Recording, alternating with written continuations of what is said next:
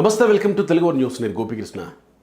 Telugu Desam party జాతీయ అధికార ప్రతినిధి ప్రొఫెసర్ జ్యోత్స్న గారు మనతో ఉన్నారు. జ్యోత్స్న గారు ఆమూలాగ్రం ఆంధ్రప్రదేశ్లో ఆ మూల నుంచి ఈ మూల వరకు మొత్తం తిరిగారు, ఎలక్షన్ క్యాంపెయిన్ చేశారు.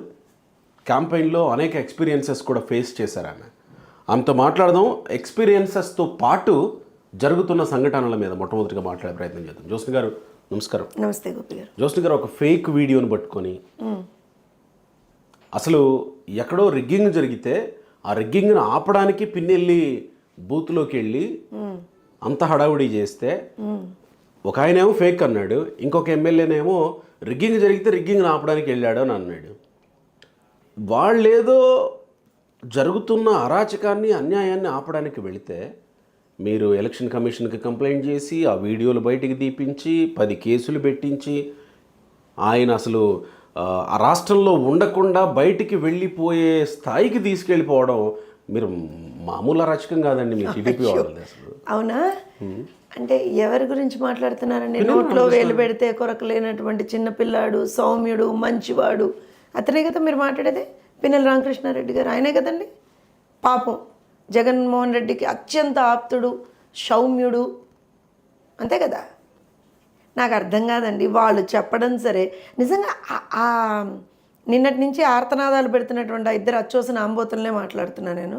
ఆ ఇద్దరు అచ్చోసిన ఆంబోతులు నిన్న వచ్చి ప్రెస్ మీట్లు పెట్టారు కదా ఇద్దరు. వాళ్ళిద్దరికి అర్థం కానీ ఫస్ట్ వాళ్ళిద్దరు కూర్చొని మాట్లాడుకుని ఏడ్చావాలిగా ముందర. అరే నాయన, నువ్వు ఇది మాట్లాడుతున్నావు, నేను కూడా అదే మాట్లాడతా, ప్లీజ్ ప్లీజ్ అని అన్నా అనుకోవాలిగా. అది ఫేకా కాదా? ఆ కాసు మహేష్ రెడ్డి ఏమో ఒకటి మాట్లాడతాడు, ఈ అంబటేమో ఇంకోటి మాట్లాడతాడు. క్లారిటీ ఏంటి? సరే, 2 విషయాల్ని తీసుకుందాం, పోనీ రెండింటిని తీసుకుందాం. ఫస్ట్ ఏమన్నాడండి కాసు మహేష్ రెడ్డి, ఏంటి రిగ్గింగ్ చేస్తుంటే ఈవీఎంని ధ్వంసం చేస్తే, అది కూడా ఒక్క ఈవీఎంని ధ్వంసం చేస్తే ఇంత అరాచకం చేస్తారా అన్నాడా? రైట్. ఈ మహానుభావుడు వచ్చి ఒక ఫేక్ వీడియో సర్క్యులేట్ చేస్తున్నారు. లోకేష్కి ఎట్లా వచ్చింది ఆ వీడియో అని ఈ మహానుభావుడు గొంతు చించుకున్నాడు. నేనేమంటా అంటే 2 కేసెస్లో even if it is a fake are rigging అని మీరు ఏది క్లెయిమ్ చేస్తున్నారు, 2 కేసెస్లో మీరు కదరా నాయన పోయి ఎలక్షన్ కమిషన్కి ఒక కంప్లైంట్ ఇచ్చి చావాలి. మొన్న రాత్రి వచ్చింది వీడియో. అది మొన్న రాత్రి నుంచి ఇప్పటివరకు ఏం చేస్తున్నారు? గాడిదలు కాస్తున్నారా? వెళ్ళేం మాట్లాడలేరా? ఎలక్షన్ కమిషన్కి ఒక కంప్లైంట్ ఇవ్వలేరా?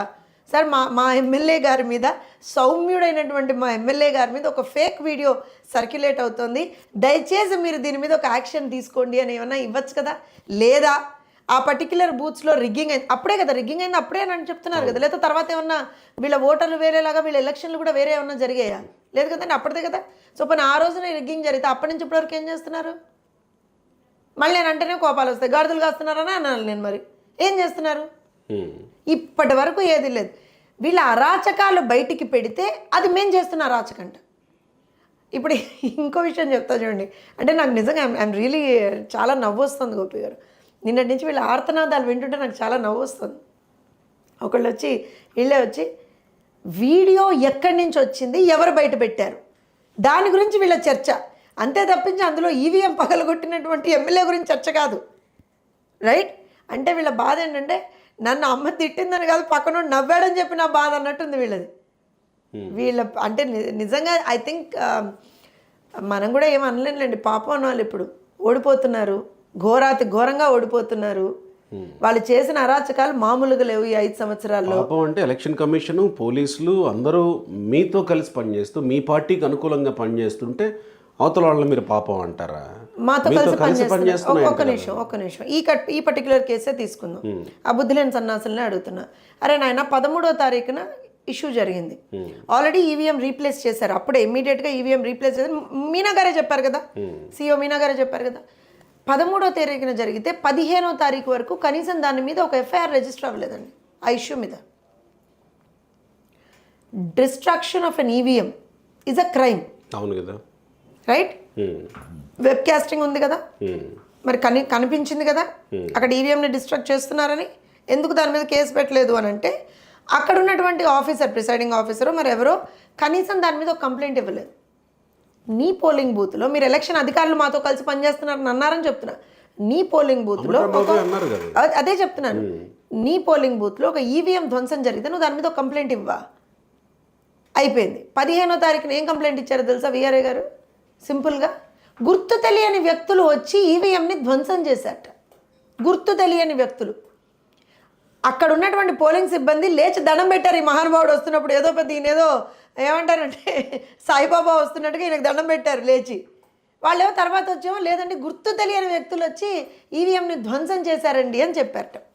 సరే పోనీ ఆ రోజున కేసు అయిన తర్వాత దెన్ అగైన్ ఎలక్షన్ కమిషన్ నుంచి వీళ్ళకి సమన్స్ వచ్చాయి కదా.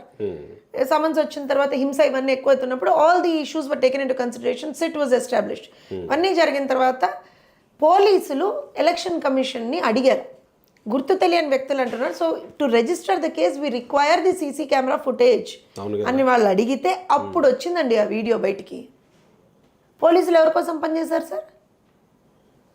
అక్కడ అంత పెద్ద రచ్చ జరుగుతుంటే కనీసం ఒక పోలీసు కనపడ్డాడు మీకు? బయట అదే నంబూరు శేషగిరిరావుని ఎవరైతే ఈ మహానుభావుడు ఈవీఎం ధ్వంసం చేస్తుంటే ఆపాలని ప్రయత్నం చేశాడో అదే నంబూరు శేషగిరిరావు మీద తలలు పగలగొట్టారు అతన్ని. ఎక్కడున్నాడు పోలీసు? ఎక్కడైనా కనపడ్డా? తెనాల్లో అన్నాబత్తుని శివకుమార్ అనేటువంటి ఒక ఎమ్మెల్యే ఒక సాధారణ ఓటర్ని కొడితే తర్వాత అతని మనుషులు ఆ ఓటర్ని విపరీతంగా విచక్షణారహితంగా కొడితే కనీసం ఆ దరిదాపులలో ఉన్న పోలీసులు కనిపించారా మనకి? కనిపించారా? ఇంకేం తీసుకుందాం సార్? సో పోలీసులు వాళ్ళే, ఎలక్షన్ అధికారులు వాళ్ళే, మళ్ళీ వచ్చి ఉల్టా చోర్ కోత్వాల్కో డాటే అన్నట్టుగా మా మీద వచ్చి వీళ్ళ ఇది మీరే దొంగలు, మీరే దొంగతనం చేస్తున్నారు, మీరే దుర్మార్గాలు చేస్తున్నారు, మీరే అన్ని అక్రమాలు చేస్తున్నారు. పోనీ నిన్న ఆకాశ్ మహేష్ రెడ్డి అండి నిజంగా పాపమనే అనాలనిపిస్తుంది గోపి గారు. అదేదో మరి ప్రెస్ మీట్ అనుకుంటా అక్కడ కూర్చుని వీడియోస్ అన్నీ ఇచ్చేయండి అన్నాడు. ఇచ్చారు, వీడియోస్ అన్నీ బయటకు ఇచ్చారు. ఏమైంది? నిన్న రాత్రి నుంచి వీడియోలు వస్తున్నాయి. ఆల్మోస్ట్ ఒక 5 వీడియోలు వచ్చాయి నిన్న రాత్రి నుంచి. అన్నీ పిన్నెల అరాచకాలే. బయటకు వచ్చాడు, ఆడవాళ్ళని తిట్టాడు. ఇంకొక పోలింగ్ బూత్ దగ్గరికి వెళ్ళాడు, విచక్షణారహితంగా వాళ్ళ మనుషులు జనాల్ని కొట్టడం చూపించారు. ఇంకొక పోలింగ్ బూత్ దగ్గర వాళ్ళ పిన్నెల్లి అనుచరులు ఏం చేశారంటే ఇది మా బూత్రా అని పోలీసు వాళ్ళనే అక్కడ పట్టుకొని దబాయించారు, పోలీసులనే బయటికి నెట్టేశారు. 5 వీడియోలు వచ్చాయి. ఎందుకురా నాయన ఆకాశ్ మహేష్ రెడ్డి నీకు, నువ్వు బయటకు వచ్చి వీడియోలు ఇచ్చేయండి అన్నావు. ఏమైంది? ఇంకా అన్ని అరాచకాలే కదా బయటపడింది. వీళ్ళనేమో ఇవేమీ అనకూడదు మనం. ఇవేమి అంటే ఏంటి? ఏమంటారు? తెలుగుదేశం వాళ్ళు అరాచకాలు చేస్తున్నారు. ఎక్కడ చేసాం? చూపించమని అడుగుతున్నాం. కానీ పంచాయతీ ఎలక్షన్స్లో కానీ స్థానిక సంస్థల ఎలక్షన్స్లో కానీ ఎక్కడ బయటికి రాకుండా వైఎస్ఆర్సీపీకి దాదాపుగా నామినేషన్లో కూడా వేయకుండా అప్పగించేసిన తర్వాత ఇక నాయకత్వం స్థానికంగా అంటే గ్రామాల్లో లేకపోతే మండలాల్లో నాయకత్వం అంతగా తెలుగుదేశం పార్టీకి ఉంటుందా ఉండదా అనుకునే పరిస్థితి నుంచి ఎమ్మెల్యేని కొట్టేంత ధైర్యం, లేకపోతే ఒక ఎమ్మెల్యే వచ్చి ఈవీఎం పగలగొడుతుంటే ఎమ్మెల్యే మీదకి లుంగి కట్టుకుని దూసుకుపోయేంత స్థైర్యం ఎక్కడి నుంచి వచ్చింది తెలుగుదేశం పార్టీ క్యాడర్కి? తెలుగుదేశం పార్టీ క్యాడర్కి ధైర్యం లేదు అనడం నిజంగా కూడా అది ఐ థింక్ దట్ నేను ఎందుకు అన్నానంటే ఎలక్షన్లలో పోటీ చేయకపోవడం వల్ల నాయకత్వం బలహీనపడుతుంది. నేను దానికి రీజన్ చెప్తానండి. 2019లో మేము ఓడిపోయిన తర్వాత ఇదే పల్నాడు ప్రాంతంలో ఎంత అరాచకం చేశారు అని అంటే వీ నో ఇట్. నిజంగా కూడా ఇదే పిన్నెల్లి బ్రదర్స్ ఎవరైతే ఉన్నారో మాచర్ల నియోజకవర్గం ఒకటే నేను చెప్తున్నాను. మాచర్ల నియోజకవర్గంలో ఒకటే, అటు వెల్దుర్తి మండలం తీసుకోండి, ఐ థింక్ ఆల్మోస్ట్ ఆల్ మండలాల్లో నాకు తెలిసి 6 హత్యలు చేశారండి వీళ్ళు. తోట చంద్రయ్యతో సహా 6 హత్యలు చేశారు. 10ల సంఖ్యలో, నాకు తెలిసి 100ల సంఖ్యలో నేను దాడులు, కాళ్ళు చేతులు విరిచేయడాలు, నరికేయడాలు, అక్రమ కేసులు బనాయించడాలు, ఇవన్నీ I have a list of everything with me. ఇంత చేసిన తర్వాత 2020లో స్థానిక సంస్థల ఎన్నికలు వచ్చాయి. ఆ ఎన్నికలు వచ్చినప్పుడు ఎంత విచక్షణారహితంగా దాడులు అని అంటే ఎవరైనా నామినేషన్ వెయ్యాలి అంటే వాళ్ళ ప్రాణాలు తీసేశారు, చేతులు కాళ్ళు నరికేశారు. ఇంత దుర్మార్గమైన, అందుకే కదా మేము ఆ ఎన్నికల్ని బహిష్కరించింది. మీరు ఒక విషయం చెప్తాను గోపి గారు, మాచర్ల నియోజకవర్గంలో 77 మున్సిపాలిటీలు మన పంచాయతీలు ఉంటాయి. 77 పంచాయతీల్లో 74 పంచాయతీల్ని దౌర్జన్యంగా వాళ్ళు ఏకగ్రీవం చేసుకున్నారు. హిస్టరీలో ఉంటుందా? ఇంకా దానికి ప్రజాస్వామ్యం అని పేరు పెట్టడం ఎందుకు, ఎన్నికలు పెట్టడం ఎందుకు, ఏం చేయడం ఎందుకు? మీరు అంటున్నారు. అలానే ఇదే మాచర్ల ప్రాంతంలో ఎందుకు అలా జరిగింది, ఎందుకు నామినేషన్లు వేయనివ్వట్లేదు అని చెప్పి మా తెలుగుదేశం పార్టీ సభ్యులు మన బోండా ఉమ్మ గారును బుద్ధ వెంకన్న గారు వాళ్ళ బ్యూరో సభ్యులు మున్సిపల్ ఎలక్షన్స్ అప్పుడు అసలు ఏం జరిగిందో కనుక్కుందామని చెప్పి వెళ్తూ ఉంటే వాళ్ళ మీదకి తుర్కా కిషోర్ అనేటువంటి ఒక వ్యక్తి, ఒక రౌడీ షీటర్ లిటరల్గా ఏ రకంగా హత్యాయత్నం చేశాడో చూసాం కదా మనం. అంత ప్రజలందరూ చూశారు దాన్ని. ఏం జరిగింది? అదే తుర్కా కిషోర్ని పిలిచి మున్సిపల్ చైర్మన్ పదవి ఇచ్చాడా లేదా? సో బేసిక్గా ఏం జరిగింది అంటే ఈ 5 సంవత్సరాల్లో హింసని వాళ్ళు పెంచి పోషించారు, నేరస్తుల్ని పెంచి పోషించారు వాళ్ళు. కాకపోతే ఏం జరుగుతుందంటే ఒకసారి భయపడతారండి ఎవరైనా. భయపడ్డం అని అంటే ఒకసారి మిమ్మల్ని అణగదొక్కచ్చు, ఒక్కసారి ఇంకోసారి అణగదొక్కచ్చు. కానీ మీరు ఎప్పుడైతే మాటి మాటికి అదే చేస్తుంటారో తిరుగుబాటు రాదా? వస్తుంది కదా. ప్రజల్లో ఇవాళ రోజున ఎంత భయంకరమైనటువంటి తిరుగుబాటు వచ్చింది అని అంటే అది తెనాలి ఇష్యూ తీసుకున్నా, ఈ ఇష్యూ తీసుకున్నా మనకు క్లియర్గా అర్థమైపోతుంది. ఇదే మాచర్లలో ఒక మహిళ తను పోలింగ్ ఏజెంట్గా కూర్చుంటుంటే తన తల పగలగొట్టారండి. నుదుటి మీద ఇంత పెద్ద కట్టు పెట్టుకొని కూడా తను సింపుల్గా ఏమంటారంటే కట్టు కట్టేసుకొని నేను కూర్చుంటా, నేను జరగనంది. అది పోలింగ్ స్టార్ట్ అయినప్పుడే జరిగింది. పోలింగ్ స్టార్ట్ అయినప్పుడే అదే చెప్తున్నా. పోలింగ్ ఏజెంట్గా వచ్చినటువంటి ఒక మహిళ మీద ఈ రకంగా దుర్మార్గంగా దాడి చేసినటువంటి వాళ్ళకి అసలు నిజంగా కూడా ప్రజాస్వామిక వ్యవస్థలో వాళ్ళకు ఉండేటువంటి ఒక హక్కు ఉందంటారా? నైతిక హక్కు ఉందంటారా? ఇంకొక విషయం, ఒక ఎమ్మెల్యే సరే వాళ్ళు అన్నమాట రిగ్గింగ్ చేస్తున్నారు, నువ్వేం చేయాలి? జోక్స్ పార్టీ ఏం చేయాలి? నువ్వు ఎల్లో కంప్లైంట్ చేయాలి. కంప్లైంట్ చేసి రీపోలింగ్కి పెట్టుకోవాలి విత్ ప్రూఫ్స్. నీ దగ్గర ప్రూఫ్స్ ఎడిట్ వచ్చాయి అన్నావు కదా, విత్ ప్రూఫ్స్ నువ్వు రీపోలింగ్కి పెట్టాలా పెట్టద్దా? అలా అని పోయి నాకు బీపీలో వచ్చేసాయి, నాకు కోపం వచ్చేసింది కాబట్టి నేను పోయి ఈవీఎం పగలగొట్టేస్తానంటాడా? అండ్ ఇలాంటి వాళ్ళ మనకి రేపు పొద్దున్న ఎమ్మెల్యే దౌర్భాగ్యం ఏంటంటే ఈ మహానుభావుడు 4 సార్లు ఎమ్మెల్యేట. అవును, దౌర్భాగ్యం. మరి ఆంధ్రప్రదేశ్ రాష్ట్రం చేసుకున్నటువంటి దౌర్భాగ్యం 4 సార్లుట. అంటే మీరు ఆలోచన చెయ్యండి, 4 సార్లు ఇతను ఇలానే చేసి గెలిచాడా? రెండో విషయం, గెలిచిన తర్వాత 5 సంవత్సరాలు డెఫినెట్గా వీళ్ళు హింసని నమ్ముకొని బతుకుతున్నట్టే కదా, భయపెట్టి బతుకుతున్నారు అంతే కదా. హింస అంటా నేను, క్లియర్గా హింస అంటా నేను. అరే లోపల ఈవీఎం పగలగొడుతుంటే మా పెద్ద ఆయన వచ్చి ఏమయ్యా ఎందుకు చేస్తున్నావు అని అడిగి, కానీ ఈయనకు రాదా అండి? లాగిపెట్టి కొట్టలేడా నంబూరు శేషగిరిరావు? కొట్టలేడా చెప్పండి? ఒక ఎమ్మెల్యే కాబట్టి ఈయన ఆగి ఎందుకు అట్లా చేస్తున్నావు అని అడిగాడు. మీదకి వెళ్ళాడు కానీ అడిగాడు అంతే, ఒక చెయ్య ఇలా. కానీ ఈ దుర్మార్గులు, ఈ దరిద్రులు బయటకు వచ్చి ఆయన విచక్షణారహితంగా కొట్టి ఆయన తలకి 6 కుట్లు పడ్డాయండి. 1 కాదు 2 కాదు. వీళ్ళ ప్రజాప్రతినిధులు, వీళ్ళ ఎమ్మెల్యేలు. తోట చంద్రయ్యని ఎలా చంపారో మర్చిపోదామా గోపి గారు? నడి రోడ్డు మీద జై జగన్ అని అన్నందుకు ఎలా నరికి చంపారో మర్చిపోదామా మనం? ఎంతమందిని మర్చిపోదాం చెప్పండి. సో ఇవాళ ప్రజల్లో కూడా ఆగ్రహావేశాలు రావా వాళ్ళకి? 3 ఇన్సిడెంట్లు ఏం చెప్పినట్టు అనుకోవాలి? మాచర్లో మహిళ, తెనాలిలో అతను ఎమ్మెల్యేని చేసుకున్నది, శేషగిరిరావు వ్యవహారం. ఈ 3 ఇన్సిడెంట్లు ఆంధ్రప్రదేశ్ ప్రజల్లో ఏమి సంకేతం ఇచ్చాయి ప్రజలకి? పార్టీలకు అతీతంగా ప్రజలు తెగించారు. రాష్ట్రాన్ని కాపాడుకోవడం కోసం ప్రజలు తెగించారు. ఒక దుర్మార్గుడి పాలనని అంతం చేయడం కోసం ప్రజలు తెగించారు.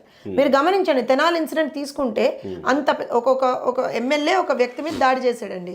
మిమ్మల్ని కూడా ఎవరైనా కొడితే మీరు మళ్ళీ వెంటనే రీటాలియేషన్ చేస్తాం మనం.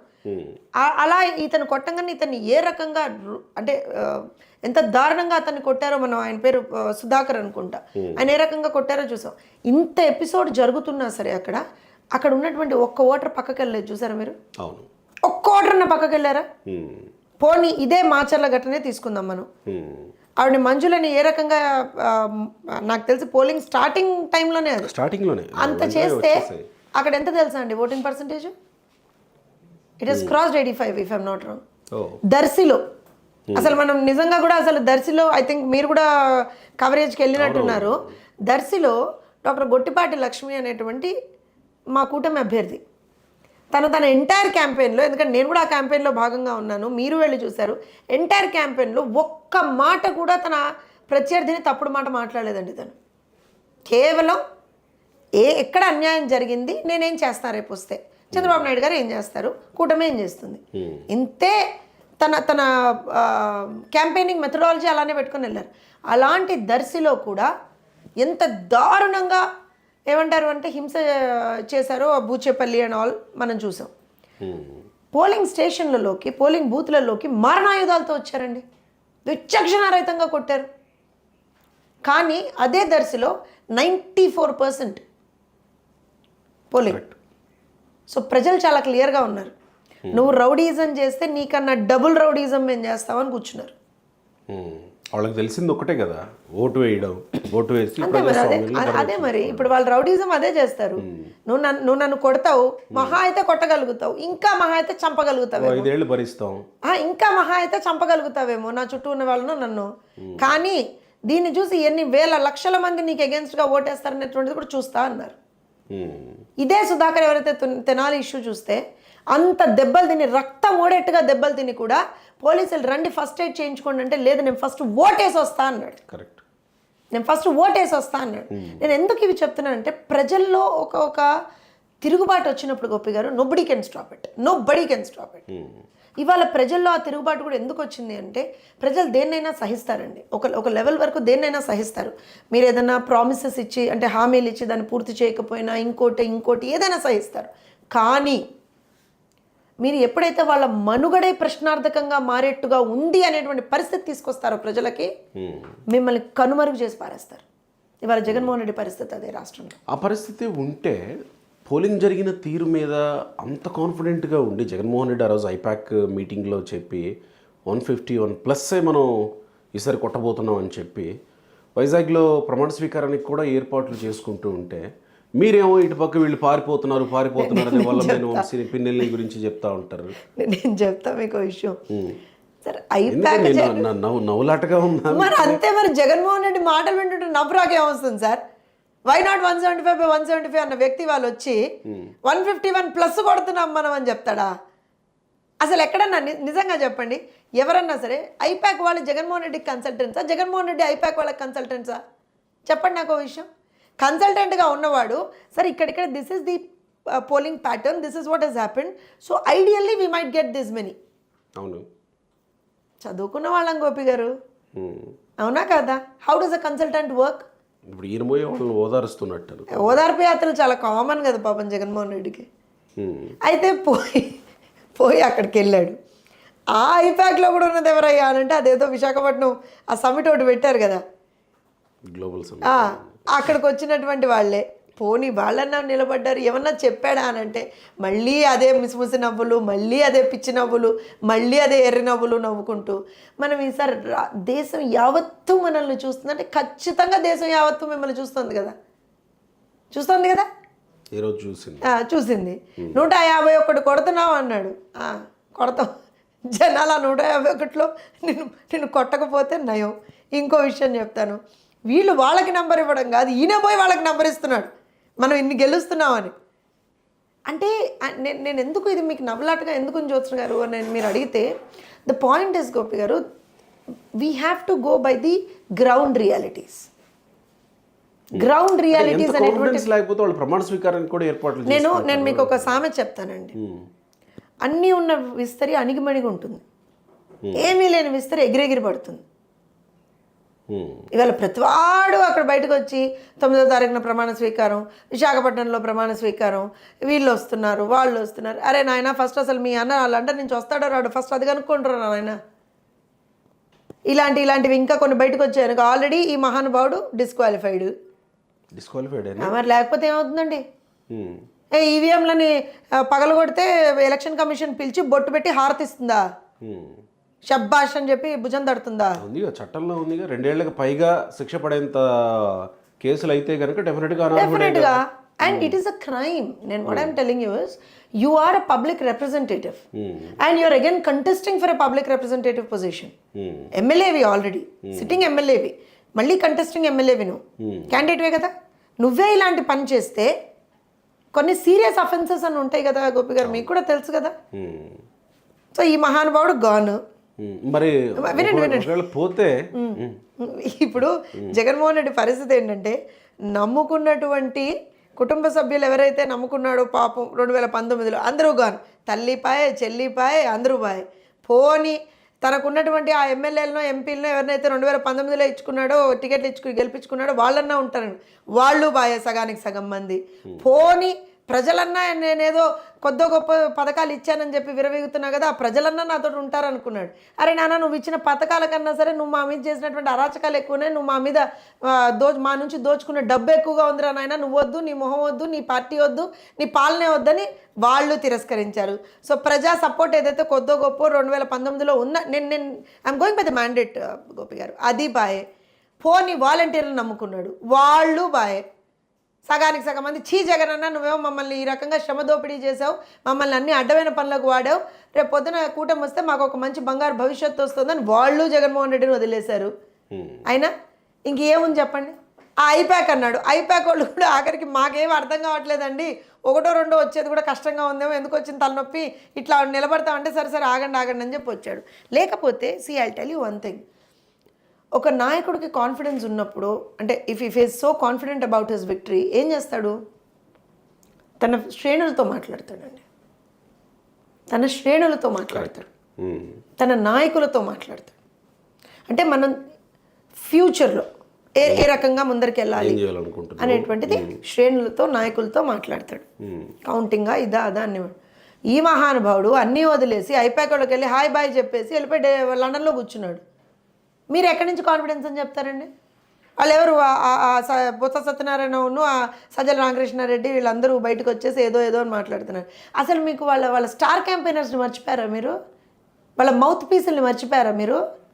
కొంతమంది ఉన్నారు చూడండి, కొడాలి నాని, వల్లభనేని వంశీ, ఆ అమ్మాయి పేరేంటి రోజా, వీళ్ళందరూ కొంతమంది ఉండేవాళ్ళు కదా పాపం, కష్టపడి చాలా కష్టపడి ఈ 5 సంవత్సరాలు లేని తెలియని బూతులన్నీ కూడా నేర్చుకొని మాట్లాడి ఏదో ఒక రకంగా జగనన్నని ఇంప్రెస్ చేసేద్దాం ఎట్టి పరిస్థితుల్లో అని చెప్పి అనుకున్నటువంటి ఈ బ్యాచ్ అందరూ ఏమైపోయారు చెప్పండి?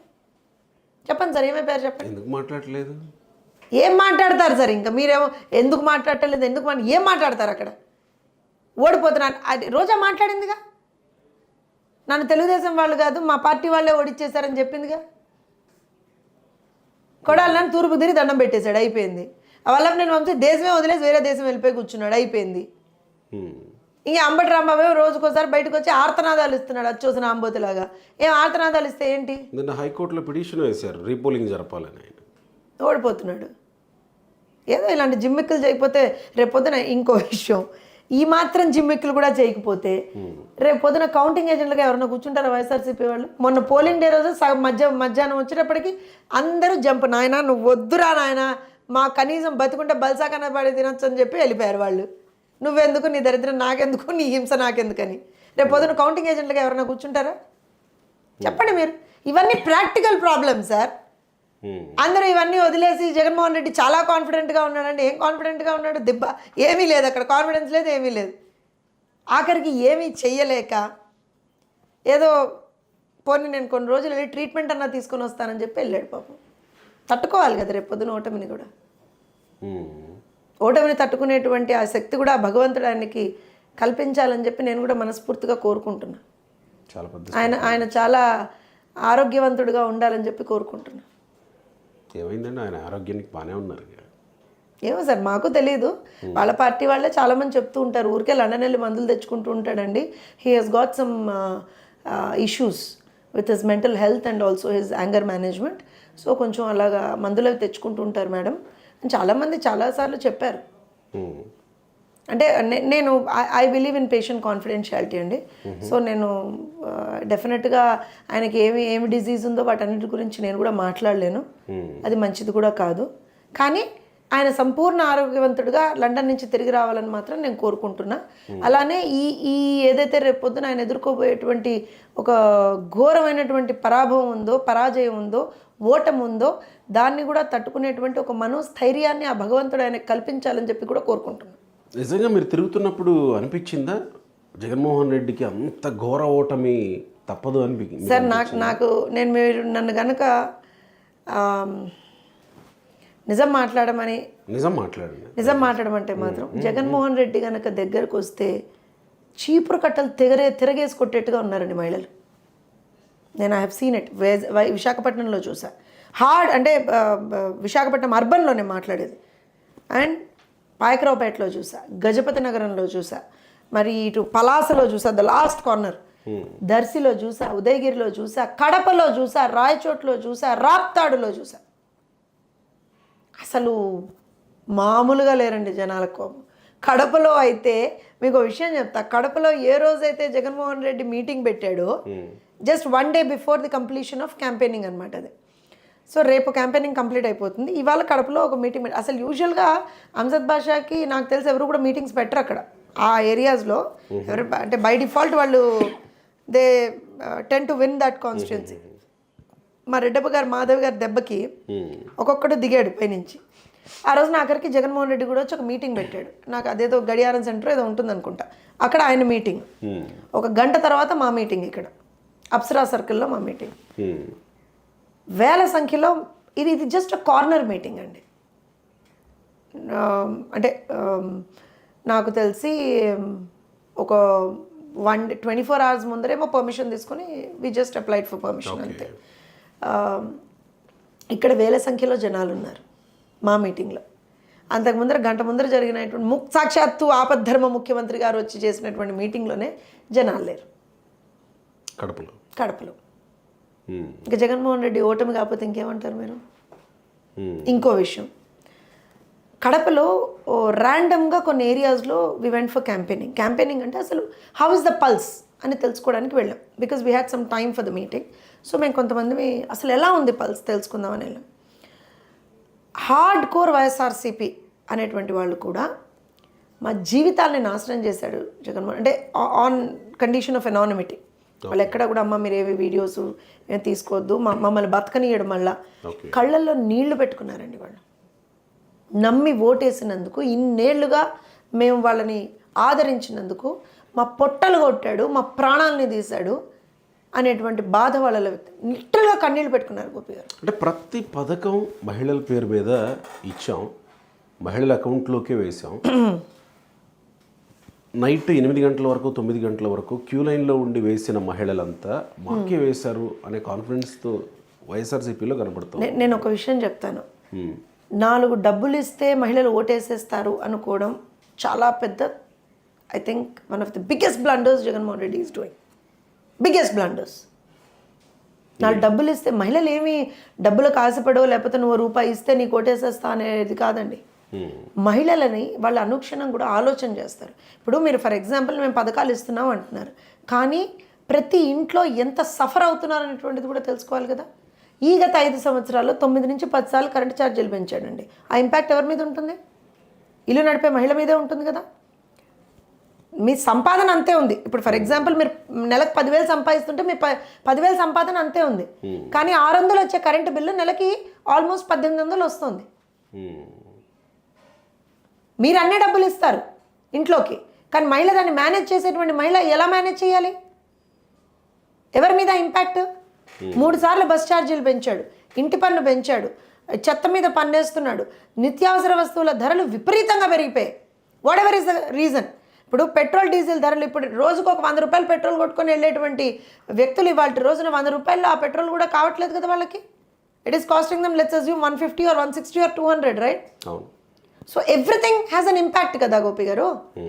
ఇంకో విషయం, అమ్మఒడి అని ఓ పెద్ద అసలు దాన్ని అయితే ఇలా ఏదో పెద్ద ఇదిలాగా చూపిస్తాడు.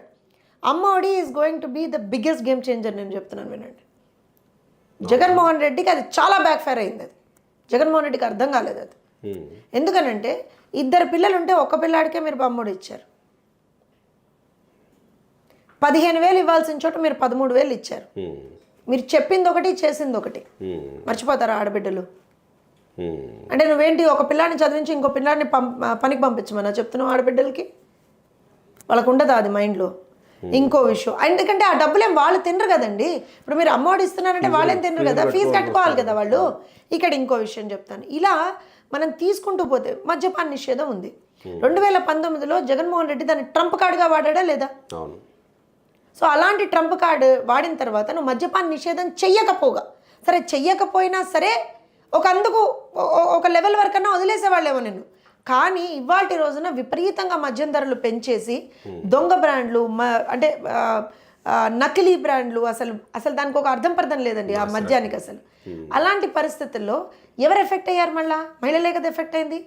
ఈ గత 5 సంవత్సరాల్లో 30,000 మంది చనిపోయారండి మద్యం వల్ల. 30,000 మంది. నేను I'm giving you numbers Gopi గారు, నేను ఏది గాల్లో మాట్లాడట్లా. అంటే 30,000 మంది మహిళలు ఒంటరి మహిళలే. అంతే కదా, 30,000 మంది చనిపోయారంటే వాళ్ళ తండ్రిని కోల్పోయారో, వాళ్ళ భర్తను కోల్పోయారో, అన్నని కోల్పోయారో, తమ్ముడిని కోల్పోయారో, ఏదో ఆ ఇంపాక్ట్ మళ్ళీ మహిళ మీదే కదా, మహిళ మీద పడుతుంది. మహిళ మీదే కదా. ఇది వరకు రోజుకు 500 సంపాదించుకునే కూలీ నాలి చేసుకునేవాడు రోజుకు 500 సంపాదించుకుంటూ 100 రూపాయల్లోనో 60 రూపాయల్లోనో 70 రూపాయల్లోనో తాగి మిగతా డబ్బులు ఇంట్లో ఇచ్చేవాడు. ఇప్పుడు పరిస్థితి ఏంటి? 200 300 దాగి వాడు 100 200 కూడా ఇంట్లో ఇవ్వట్లేదు. ఆ ఇంపాక్ట్ ఎవరి మీద? మళ్ళా మహిళల మీదే కదా. ఇలా everything is directly or indirectly impacting మహిళలు. ఇక్కడ ఇంకో విషయం చెప్తా. మహిళా విద్యని అటకెక్కిచ్చాడు Jaganmohan Reddy. School drop out ratio, college drop out ratio విపరీతంగా పెరిగిపోయినటువంటి రాష్ట్రం ఆంధ్రప్రదేశ్ రాష్ట్రం. నాడు నేడు అని చెప్పి కథలు చెప్పాడు తప్పించి, ఇవాళ రోజున మీకు అందరికీ గుర్తుంటే గోపి గారు, మన క్లబ్బింగ్ ఆఫ్ స్కూల్స్ అని పెట్టాడు, తెలుసా మీకు? ఎక్కడెక్కడ ఉన్న స్కూల్స్ అన్నీ అక్కడ లేరు కాబట్టి నేను క్లబ్ చేస్తున్నాను. ఏమైంది? ఇప్పుడు మీరే ఉన్నారండి, ఒక ఆడపిల్ల తండ్రిగా మీరు ఉన్నారనుకోండి, మీరు కిలోమీటర్ దూరంలో ఉన్న స్కూల్కి పంపించే ఒక ధైర్యం చేయగలుగుతారు. కానీ 5-6 కిలోమీటర్ల దూరం అవతల ఉన్న స్కూల్కి మీ పిల్లని పంపిస్తారా? చేసేదిలేక ఆపేస్తాం కదా, ఆపేస్తారు. పోనీ ప్రైవేట్ స్కూల్కి పంపించే స్థోమత మీకు లేదనుకోండి, అది చేయరు. ఏమవుతుంది? ఆడబిడ్డల్ని ఎంతో మందిని స్కూళ్ళ చదువుకి దూరం చేసినటువంటి వ్యక్తి జగన్మోహన్ రెడ్డి. ఇవన్నీ వాస్తవాలు. అండ్ ఇవన్నీ నేను ఏమంటే గ్రౌండ్ రియాలిటీస్ అని నేను అందుకే అన్నానండి. ఇప్పుడు నేను మాట్లాడిన దాంట్లో ఒక్కటన్నా మీరు డిఫర్ చేయండి. పోనీ అవును జోష్న గారు మీరు ఇది చెప్పారు కానీ తప్పు కదండి అని అనండి, మీరు, నేను ఒప్పుకుంటాను. పోనీ కానీ ఇవన్నీ ఏమవుతున్నాయంటే డైరెక్ట్ ఇంపాక్ట్ మహిళ మీద, అవి డైరెక్ట్ ఇంపాక్ట్. నువ్వు ఎప్పుడో అమావాస్యకో పౌర్ణమికో ఇచ్చేటువంటి 10,000 2,000 3,000 కాదు కదా. ఇంకోటి పెన్షన్ల విషయంలో మాట్లాడుకుందాం. మేము పెన్షన్లు ఇచ్చేసాం. అరే నాయన, పెన్షన్లు నువ్వు వచ్చినా ఇస్తారు, ఇంకోళ్ళు వచ్చినా ఇస్తారు. ఎవరు వచ్చినా పెన్షన్లు ఇస్తారు. పైన చూడబడ్డావు కొత్తగా ఇవ్వడానికి కాదు కదా. 200 ఉన్న పెన్షన్ 2,000 మేమే కదా చేసింది, రైట్? అంత చేసినా సరే జగన్మోహన్ రెడ్డి చెప్పిన దొంగ మాటలు నమ్మి ఆ రోజున నిజంగా కూడా జగన్మోహన్ రెడ్డి కోట్లు వేశారు కదా చాలామంది. అనాలా అనద్దా ఈ మాట కూడా? సో సర్టెన్ థింగ్స్, సంక్షేమ పథకాలు ఎప్పుడు కూడా మీకు ఓట్లు తెచ్చివ్వలేవండి. సంక్షేమ పథకాలు ఏమవుతాయి అని అంటే కొంతమేరకే ఇంపాక్ట్ చేయగలుగుతాయి అవి, కానీ ఓవరాల్గా అభివృద్ధి అనేది ఎలా ఉంటుందో ప్రజలు చూస్తారు. ఇన్ఫ్రాస్ట్రక్చరల్ డెవలప్మెంట్ ప్రజలు చూస్తారు. ఇవాళ ఒక చిన్న ఎగ్జాంపుల్ చెప్తాను మీకు. ఒక ఇంట్లో ఒక తల్లిగా నా కొడుకు చదువుకొని ఉద్యోగం చెయ్యాలి అని నేను అనుకుంటాను తప్పించి, ఏదో నాకు నెలకు 10,000 వస్తున్నాయి, సంవత్సరానికి 10,000 వస్తున్నాయి కదా, నా లైఫ్ సెట్, నా పిల్లాడికి ఏదో ఒకటి పెట్టుకొని ఉంచేస్తానని నేను అనుకోను కదండి. So these are all practicalities. ఇవన్నీ పోలింగ్లో కనిపించాయి అంటారు. కనిపించాయి కాబట్టే కదా కాన్ఫిడెంట్గా ఉన్నారు. కాన్ఫిడెంట్గా మేము ఉండడానికి కారణం కూడా ప్రజలే అండి. మేము ఎక్కడికి వెళ్ళినా సరే ప్రజలు వాళ్ళ ఇబ్బందుల్ని చెప్పుకున్నారు మాకు. నేను చెప్తాను, మీరే అన్నారు మేడం మీరు మొత్తం రాష్ట్రం అంతా తిరిగారు. నేను ఏ నియోజకవర్గానికి వెళ్ళినా సరే అమ్మ మాకు ఇబ్బందులు ఉన్నాయి. సాక్షాత్ నేను చెప్తున్నా కదా, కడపలోనే వైఎస్ఆర్సీపీ సింపథైజర్సే వచ్చి చెప్పారు నాకు ఈ విషయం. ఇంకో విషయం అండి, వాలంటీర్లకు సంబంధించి కూడా వాలంటీర్ల ముసుగులో వైఎస్ఆర్సీపీ నాయకులు చేసినటువంటి కొన్ని దాష్టికాలు కూడా బయటపెట్టారు వాళ్ళు. నేను అదే చెప్తున్నా, ఒక వ్యవస్థని ఏ రకంగా మిస్మేనేజ్ చేయొచ్చు, ఒక వ్యవస్థని ఏ రకంగా మిస్యూజ్ చేయొచ్చో జగన్మోహన్ రెడ్డి చేసి చూపించాడు. సో ఇవన్నీ కూడా ప్రజల మీద ఇంపాక్ట్ ఉంటాయి గోపి గారు. It's not something that's easier. ఇక్కడ ఇంకో విషయం చెప్తాను, ఇన్ని జరుగుతున్నా సరే జగన్మోహన్ రెడ్డి ఎలా కాన్ఫిడెంట్గా ఉన్నాడు అనేటువంటిది ప్రశ్న. అది దాని కాన్ఫిడెన్స్ అనండి, నేను మేకపోతు గాంభీర్యం అంటాను. నేను మేకపోతు గాంభీర్యం అంటాను. ఎందుకనంటే ఇప్పుడు ఇవాళ రోజున వచ్చేసి మనం ఓడిపోతున్నాం అని చెప్తే రేపు పొద్దున ఒక్కడు కూడా కౌంటింగ్ ఏజెంట్గా కూర్చోడు, ఉన్న క్యాడర్ అందరూ కూడా వెళ్ళిపోతారు. కూర్చోవడం వల్ల ఇక్కడ ఇంకో విషయం చెప్తాను చూడండి. మీకు మీరు గమనిస్తే పోస్ట్ పోల్ వైలెన్స్ కూడా చాలా ఎక్కువగా ఉంది రాష్ట్రంలో. ఎందుకంటారు?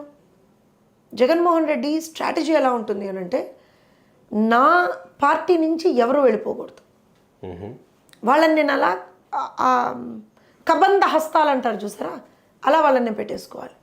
ఇవాళ పోస్ట్ పోల్ వైలెన్స్లో ఎంతమంది కార్యకర్తల మీద కేసులు పడ్డాయండి?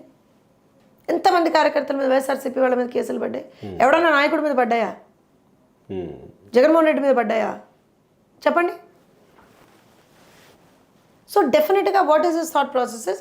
ఇలా చేస్తే రేపు పొద్దున ఎలాగో ఓడిపోతున్నావు, ఓడిపోయిన తర్వాత కూడా ఎవరు ఎక్కడికి, ఎందుకంటే వాళ్ళు ఇంత దారుణాలు చేసిన తర్వాత ఏ పార్టీలోకి తీసుకునేటువంటి పరిస్థితి ఉండదు.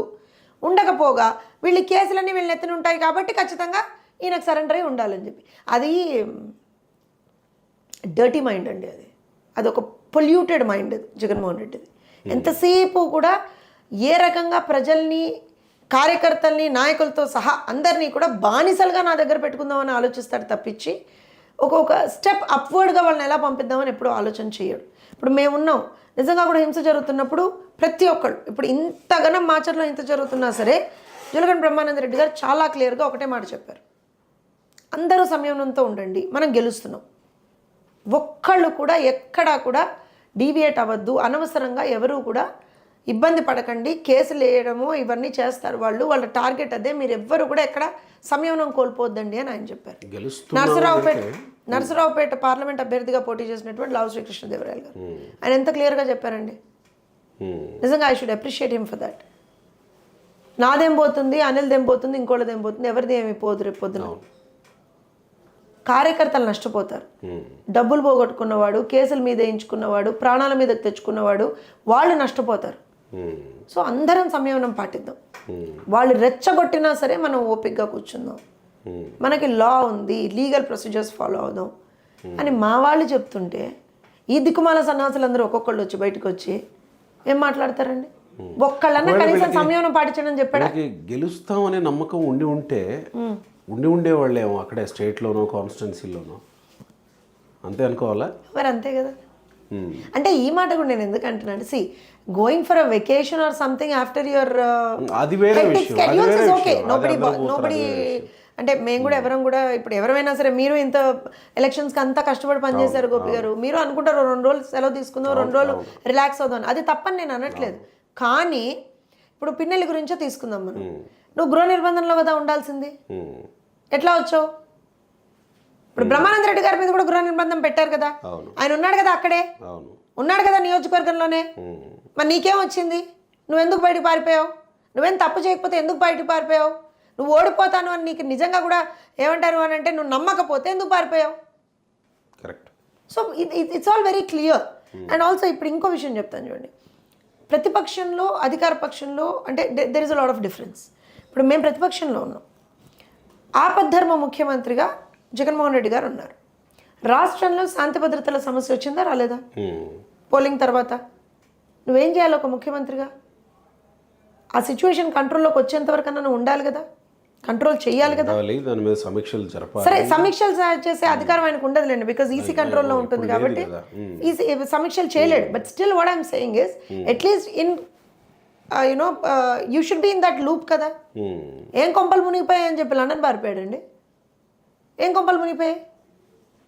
2 రోజులు ఆగి వెకేషన్ తీసుకోలేవా నువ్వు? అంటే ఏం చేశాడు? ఒక రకంగా తన మనుషుల్ని రెచ్చగొట్టి వెళ్ళిపోయాడని అనుకోవాలా మేము?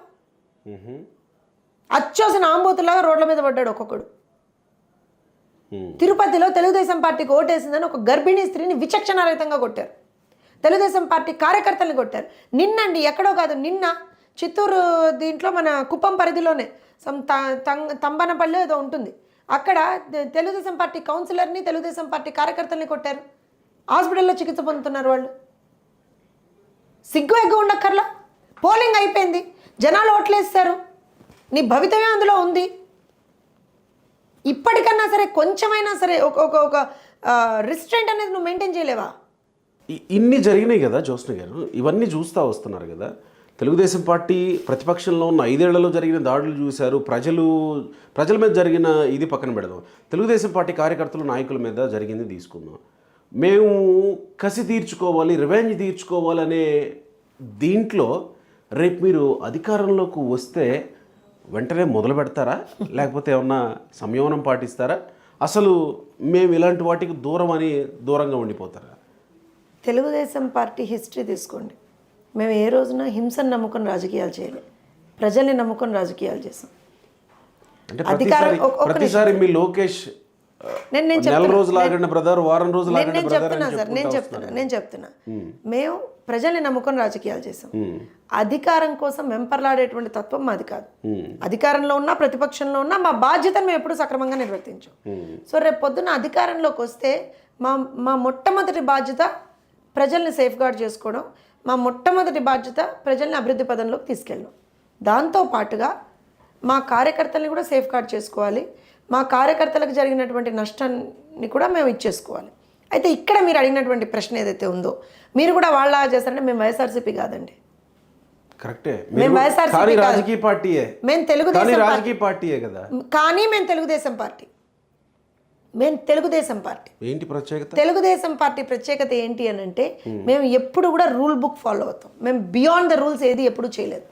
ఇప్పుడు లోకేష్ గారు మాట్లాడిన ఆయన ఏమంటున్నారు, ఎవరైతే తప్పులు చేశారో, ఎవరైతే వాళ్ళకు ఉన్నటువంటి అధికారాన్ని తప్పుడు దీనికి ఉపయోగించారో వాళ్ళ మీద చట్టపరంగా చర్యలు తీసుకుంటాం అన్నారు. అందులో ఏం తప్పు ఉందండి? చెప్పండి నాకు, అందులో ఏం తప్పు ఉంది చెప్పండి. ఇప్పుడు మీరు తప్పు చేశారనుకోండి గోపి గారు, మేమే చట్టపరంగా చర్యలు ఉండాలి కదా. ఇప్పుడు ఈ మహానుభావుడు పిన్నెల్లి తప్పు చేశాడు, చట్టపరంగా చర్యలు ఉండద్దా? లేదా మనం బొట్టు పెట్టి హారతిద్దామా? అలా ఉండదు కదా. అండ్ ఆల్సో ఇంకొక విషయం, ఎక్కడా కూడా ఏమంటారు అని అంటే హింసకి తావు లేకుండా చేస్తాం రాష్ట్రంలో. ఆంధ్రప్రదేశ్ రాష్ట్రానికి ఒక మంచి హిస్టరీ ఉందండి. హిస్టరీ ఇన్ ద సెన్స్, ఉమ్మడి ఆంధ్రప్రదేశ్గా అయినా సరే, విభజిత ఆంధ్రప్రదేశ్గా అయినా సరే, మనం ఏ రోజున కూడా అంటే అమ్మో ఆంధ్రప్రదేశా అనేట్టుగా ఎప్పుడూ లేవు. ఓహో ఆంధ్రప్రదేశ్ కదా అనేట్టుగానే ఉన్నాం మనం. ఏదో అంటే I'm not degrading other states, కానీ బీహార్, యూపీ అలాంటి స్టేట్స్తో మనం ఎప్పుడు కూడా ఈ రకంగా కంపీట్ చేయలేదు. కానీ ఇప్పుడు ఆ రకంగా కంపీట్ చేస్తున్నాను. సో హింసకి తావు లేకుండా మాత్రం రాష్ట్రంలో చేస్తాం. ఇంకో విషయం చెప్తున్నా, ఎవరెవరైతే తప్పులు చేశారో ఖచ్చితంగా వాళ్ళందరికీ శిక్ష పడుతుంది, చట్టపరంగా శిక్ష పడుతుంది. అందరికీ శంకరగిరి మాన్యాలే, అందులో డౌట్ లేదు. మరి మీరు ప్రమాణ స్వీకారానికి ఏర్పాట్లు చేసుకుంటున్నారా? గ్రౌండ్ సిద్ధం అయిపోయిందా? డెఫినెట్గా అండి. మాది ఎప్పుడైనా సరే కూటమి ప్రభుత్వం మాది రేపొద్దున. సో డెఫినెట్గా ప్రతిదీ కూడా we have a process that we follow. మళ్ళీ చెప్తున్నా, మేము అధికారంలో ఉన్నా అణిగిమణిగే ఉన్నాం, ప్రతిపక్షంలో ఉన్నా అణిగిమణిగే ఉన్నాం. ఏ రోజున ఎగిరెగిరి పడలేదు మేము. తెలుగుదేశం పార్టీ మాది, ప్రజల కోసం పనిచేస్తాం. ఇంకా అధికారంలోకి వచ్చామంటే మా మీద ఇంకా బాధ్యత పెరిగిందని ఇంకా బాధ్యతాయుతంగా పనిచేస్తాం మేము. ఇవాళ ఒక ప్రతిపక్ష పార్టీకి సంబంధించినటువంటి అధికార ప్రతినిధిగా మీతో ఎలా అయితే నేను మాట్లాడుతున్నానో, రేపు పొద్దున అధికార పక్షానికి సంబంధించినటువంటి అధికార ప్రతినిధిగా కూడా నేను అలానే మాట్లాడాల్సినటువంటి పరిస్థితి. For us it's always people. Chandrababu Naidu garu విధానం, నారా లోకేష్ గారి విధానం కూడా అదే. ప్రజలు ముందర, తర్వాతే రాజకీయాలు. For us people first. Right. Thank you.